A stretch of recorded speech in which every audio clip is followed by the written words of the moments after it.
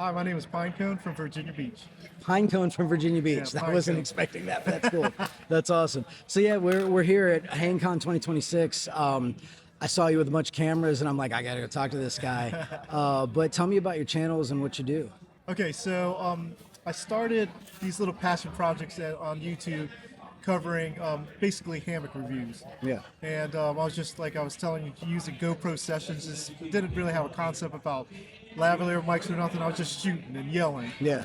And like I said, I was just doing gear reviews, and then coming back to this HangCon, there's been a big resurgence in the technology and the sophistication of all these camping hammocks. Yeah. And it gave me something to talk about. So I've been hanging since 2013. I love being outdoors. I love hanging. Yeah. And so I wanted to come out here and start documenting it again. You know, what do you call it? So you really know the gear here. You were telling me about, like, I was asking you about the, do hammocks have like a frame or whatever? Tell me a little bit about the different hammocks you like. Okay, so there's two popular types. There's the gathered end, which traditionally, like if you think of taking the tablecloth off the table and gathering one end and the other end, and you're laying in between that.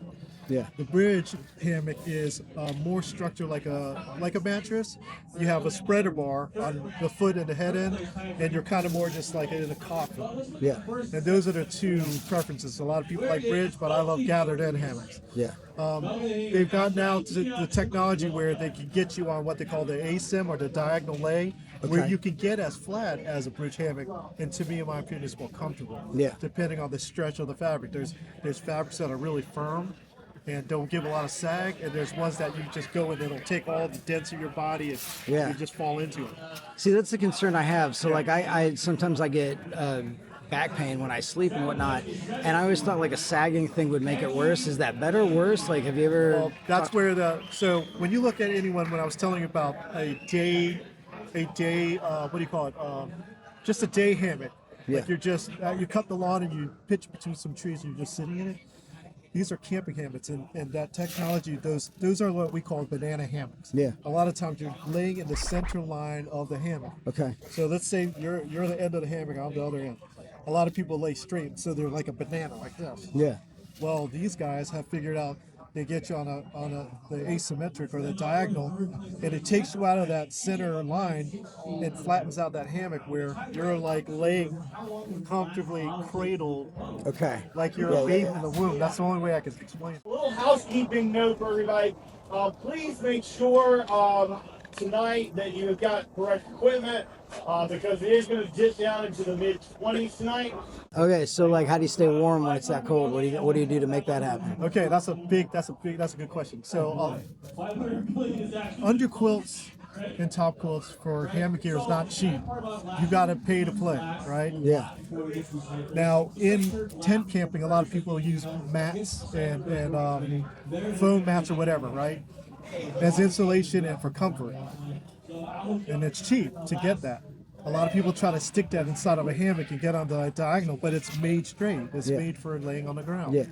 Well, Jackson Better is one of the originals where they created what they call the underquilt. So let's say if you have a sleeping bag, you cut that in half and you put the sleeping bag underneath the outside of your hammock. Oh, I see. See, if you're Yeah. laying in a sleeping bag inside of a hammock, you're crushing all the insulation, Yes. right? Yeah. So what those guys, Jackson Better, created, the underquilt wraps around the outside of your hammock. So that you're keeps not it nice and smushing puffy. insulation. Yeah. Right. Yeah. The insulation just nestled on you as you sink in the hammock, but it's not crushing in that R value. Okay. Right? So I finally, when I learned, okay, I got to stop messing around, I got an expensive underquilt, and it was game changer. That's crazy. Yeah. That's crazy. And then the top quilt, let's say if you cut that sleeping bag in half, it's like, it's literally like a slit sleeping bag down the middle. Yeah. There's a foot box. You stick your feet in there and pull that over you because your backside is covered with the underquilt Yeah. on the outside of the hammock, Yeah. and the top quilt is just on top.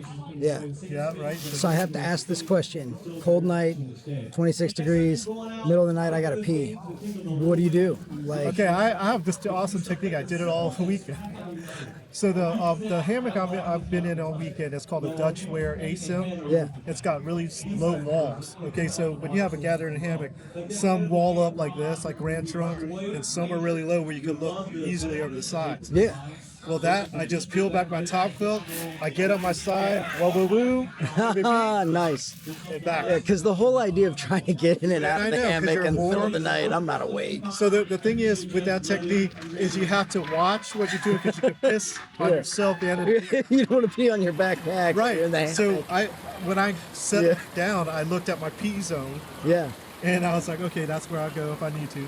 And then you have to watch. You have to watch what you stream. You put your headlamp on, you watch the stream, and as it starts getting closer, then you like 1, 2, 3, get on your back wipe, and then That's That's the this is technique. this is really good information, that's the honestly. technique. Yo, so like people who want to get into this, I'm curious about it. I think we talked about getting one.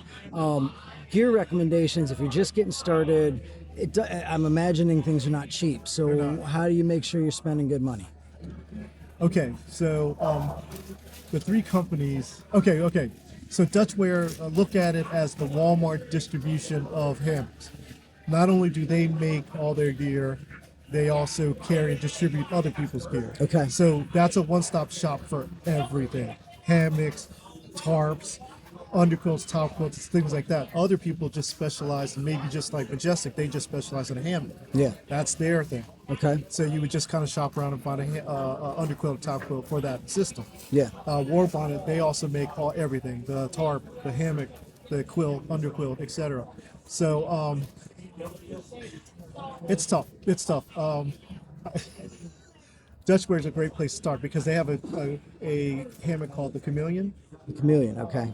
I believe it's like 137 for the hammock body by Okay. itself. Yeah. But you can add modular pieces to it. So they have these zippers. They're called vision zippers or something like that.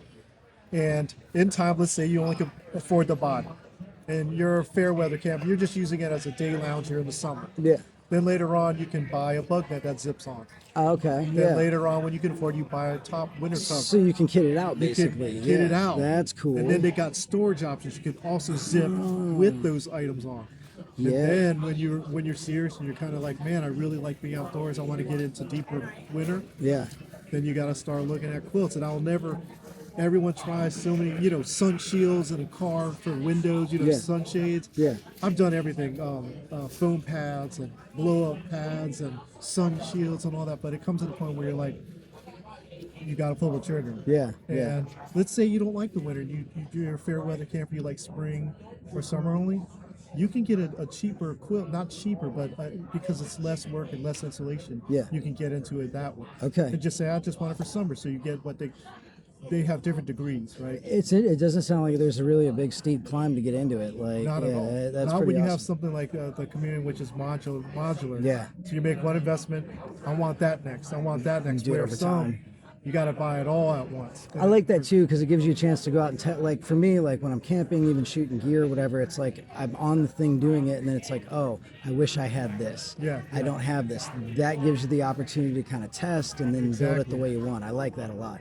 But I will say here at this event, I would totally advise you to check out Majestic, Yeah.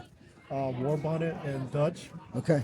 and you can get in all of them, and you're gonna know what I'm talking about. Okay. Nice. Yeah. Yeah. They have the coolest sign in the festival, by the way. Majestic. Yeah. He made all that. Yeah, it's He made brilliant. the sign. He made the stands. It's a mobile stand where multiple people would hang on. He made it for his Yeah, family. I saw that. That's really the Yeah. engineering. I need And to he get some. he's the only one making his brand. Like he doesn't have a bunch of seamstress or whatever you call them, people sewing for him. Yeah. He's sewing. He's a full-time fireman and he sews his own stuff. That's cool. So the lead and wait time for something like that is a year out. Wow. But he's doing it because he's passionate about it. Yeah. That's awesome. But his hammock just the hammock by itself, $240. Okay. It's still not terrible. Yeah. Like, it's still not terrible. You pay for a good tent. Yeah. You'll pay that, so, Yeah. and now you could just swing in the breeze. But yeah, I would definitely after we talk, Yeah. Go check it out. check out Warbonnet, Majestic, and swing around the Dutchware. Okay. And you'll Awesome. just be like, Dude, this is your wealth of information. Thank you yeah. for the education on hammock camping, and that's awesome, dude. Well, Yeah. there is one thing I have to say. So Yeah, there, yeah. there is a learning curve to this. And they're going to be over at the small When you get into the tautness of how the straps go to the trees, the angle, Yeah. all of that affects the span of the trees. You can't really be hanging when it's like two trees that are 40 feet apart. Yeah. ideally you want to get 14 to 16 comfortably of span of trees to get a nice comfortable lay. Okay. You don't want a tight rope thing going on. You want a 30-degree angle like this. Yep. And then you can delve into that later, but there is some learning curve in the beginning. Yeah. And then all you have to do, So where do you find the info? I mean, everybody can get on YouTube and whatnot, but groups, associations, any specific social groups, Facebook groups you recommend, channels to watch? there is a couple hammock groups on Facebook that you can easily look up if it's close to you and you can ask questions. The superstar of hammock camping and teaching is here. His name is Shug. Shug, nice. S-H-U-G. That's awesome. And he is a wealth of information on everything. Okay. And he was there playing his banjo or whatever he has. So, and I don't count my nights. I go when I want to, and I tell you, maybe Rob, oh, he left already. He's another YouTuber. You know, it's not about him, so, you know, it's about me. So he was like, come on. I mean, I dropped in my milk to berry thing, so I'm walking, baby. Sometimes it's a good and bad. It's a blessing and curse of being a YouTuber, because if I don't go camping, then I get the, hey, Shug, just checking in and see everything's okay. And when are you going to go camping again so I can vicariously live through your pain and agony? And so you start to feel kind of guilty. And I have been guilty of going on trips where I was doing it because people were kind of asking me to go. And it's not the best thing. I mean, I don't know if anybody else has experienced this, but have you ever gotten out of your car and you hit the trailhead, and maybe that first 20 minutes you have like a little wave of melancholy. Like, I feel like I left something unfinished, but I should go back to the car and go home. But I keep walking through the melancholy, and eventually you bust through. Have you ever felt that feeling? Anybody? You know the feeling I'm talking about? It could be the power of the woods. I certainly feel a lot of power out there. I mean, how powerful is it? And the thing I've been asked a lot on podcasts, aren't you scared out there by yourself? And I'm like going, no, I personally, when I step in the woods, have a sense of peace. I feel peaceful. Absolutely peaceful. Are you a hunter? I'm not. I'm just a big puss. I carry a knife just to open my cheese pack. But I don't go in the woods with a chip on my shoulder. You know, I enter the woods like, look, hey, trees and animals, I'm coming in for 3 or 4 days, and I hope to meet you, even if you're a big, scary animal, like to come across you and hear my heart beating so fast. And I think just in life, it's a good idea to maybe approach life without a chip on your shoulder on a personal level. Just, you know, go out there, I ain't gonna die. But I feel that peace, and I definitely feel like there's these power in the woods. He's like the guru of everything, and he's like the superstar here. But you can watch his videos, and you can learn all about hang angles and tensions and all that, because that comes into play when it comes to getting into this. That's the most weird part of it. And once you dial that in, I could go between any 14, 16, 20-foot span and get it. Okay. Bop, bop, bop, bop, bop. That's awesome. Yeah. I was blown away with the speed which people set up with. Just and there you go, they're camping. And then the cool thing, if you look, you know, I think there was supposed to be like 700 people come to this event. You see there may not be enough trees, so you see the stands. That was another technology that just started. It's been around, but Yobo gear had just started. Like, are they hard to set up, or are they throw up, pop up, or? There's probably a little assembly, but it's super fast. I understand when I talk to the owners over there, less than a minute they can get the stand off. Nice. Not put everything on it, but just to get the stand. Bop, bop, it sounds like it'd be perfect for long hiking. Yeah. Like really, like because I imagine they're not super heavy. Like, well, okay, so they do have carbon fiber ones. Okay. But if you're hiking, you probably just deal with the trees unless you're somewhere where it doesn't have it. But most people, or something like that. They probably just car camp with this more so. Nice, dude. Well, this has been great. I appreciate all the info, man. Real quick, where can people find your channels, watch your stuff? I think I put PineconeVA just because there's so many Pinecone channels for whatever reason. Yeah. I couldn't believe it. I looked it up. I put why Pinecone. Pinecone? I have no idea. Oh, Pinecone? Yeah.